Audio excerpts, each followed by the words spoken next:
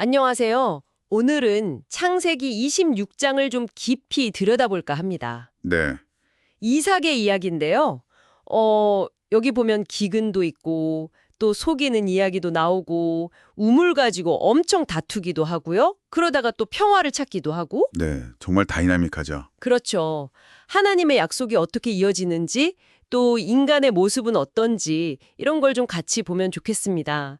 당신은 이 이야기에서 어떤 걸 발견하실지 기대가 되네요. 네, 창세기 26장은 그 아버지 아브라함 때 있었던 일들이 이삭의 삶에서 어떻게 좀 반복되는지, 그런데 또 그 와중에도 하나님의 약속은 신실하게 이어진다는 걸 보여줘서 아주 흥미로운 부분입니다. 아, 반복되는 패턴이 있군요. 네, 특히 그 어려움 속에서도 복을 주시는데 또 인간적인 약점은 그대로 드러나고 그 사이에 긴장감이 좀 핵심인 것 같아요. 네. 그럼 시작해 볼까요? 이야기가 기근으로 시작하죠. 아브라함 때처럼요. 맞아요. 또 기근이 와서 이삭이 블레셋 땅 그랄로 내려가는데 그때 하나님께서 나타나시죠. 네. 애굽으로는 가지 말라고. 그렇죠. 애굽 가지 말고 여기 머물라고 하시면서 아브라함에게 하셨던 약속 있잖아요. 그 땅 주고 자손 번성하게 하고 만민에게 복이 될 거라는 약속, 그걸 다시 확인시켜 주십니다. 여기서 애굽으로 가지 말라는 게 좀 중요해 보이는데요. 네, 아주 중요하죠. 왜냐하면 그 당시 기근을 피하려면 애굽이 가장 그럴듯한 대안이었을 거거든요. 그렇죠. 곡창지대니까. 네, 근데 하나님은 약속의 땅에 머물라고 하시죠. 이게 하나님의 인도하심이 우리 생각과 다를 수 있다는 걸 보여주는 것 같아요. 그리고 그 약속의 근거로 아버지 아브라함의 순종을 또 언급하세요. 언약이 이어진다는 걸 강조하시는 거죠. 그런데 그 약속을 딱 받고 나서 이삭이 아버지랑 똑같은 실수를 하잖아요. 아내 리브가를 누이라고 속이는 거요. 아, 네, 그 부분 참. 그렇죠. 리브가가 아름다워서 혹시 자기가 죽을까가 그랬다는 건데 왜 이렇게 똑같은 실수가 반복될까요? 이게 그냥 인간이 약해서 그런 걸까요? 중요한 질문인데요. 이게 사실 인간의 연약함이 얼마나 좀 깊은지를 보여주는 것 같기도 하고요. 또 동시에 하나님의 약속이나 보호가 우리의 어떤 완전함, 완벽함에 달려있는 게 아니라는 걸 또 보여주는 거죠. 아, 역설적이네요. 네. 두려움은 물론 현실이지만 하나님의 계획은 그 두려움 속에서도 또 그걸 넘어서서 진행된다는 걸 보여주는 것 같아요. 결국 아비멜렉 왕한테 들치잖아요. 네. 근데 오히려 왕이 이삭이랑 리브가를 보호하라고 명령을 내리죠. 혼내면서도 보호를 해주는 거네요. 그렇죠. 책망 속에 담긴 보호랄까요? 참. 네. 그러게요. 약속이 먼저 주어지고 실수를 했는데도 보호가 있다는 게 참 인상적이네요. 그 후에는 이삭이 복을 받아서 농사도 100배나 짓고 거부가 되잖아요. 네, 맞아요. 양과 소도 많아지고 종도 많아지고요. 근데 이게 또 갈등의 시작이 되네요. 그렇죠. 이삭이 너무 잘 되니까 블레셋 사람들이 시기를 하기 시작합니다. 아, 시기심. 네. 그래서 아버지 아브라함이 팠던 우물들을 막 흙으로 메워버려요. 와, 그건 진짜 심한데요? 그 건조한 데서 우물은 생명줄인데. 네, 매우 적대적인 행동이죠.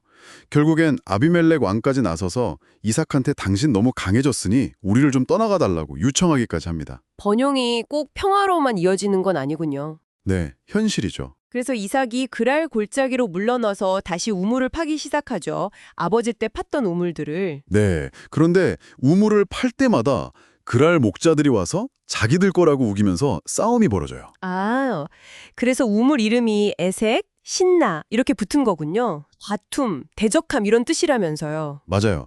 그 이름들이 당시 얼마나 치열하게 다퉜는지를 보여주는 거죠. 근데 이삭이 여기서 참 끈질기네요. 네, 그 점이 좀 인상적이에요.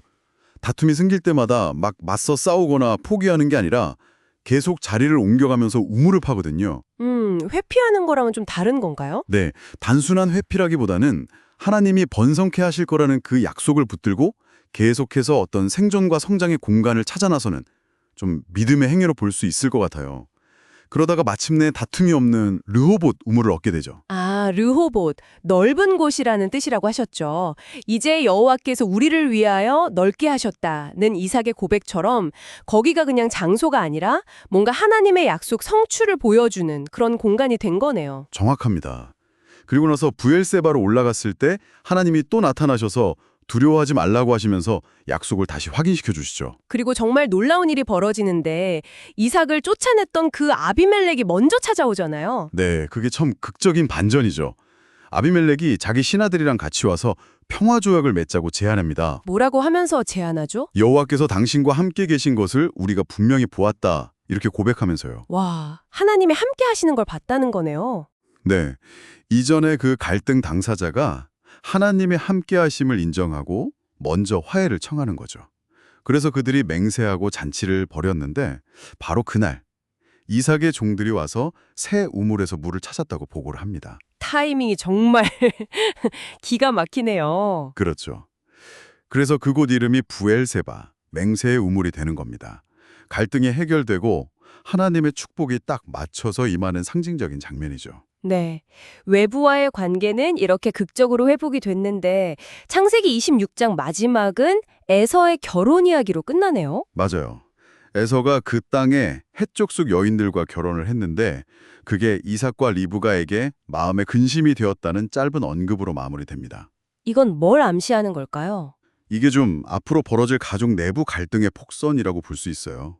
외부적인 평화는 찾아왔지만 이제 언약 백성의 정체성과 관련된 내부적인 갈등, 특히 언약 계승 문제가 시작될 거라는 걸 보여주는 거죠. 아, 그렇군요. 자, 오늘 창세기 26장을 쭉 살펴봤는데요.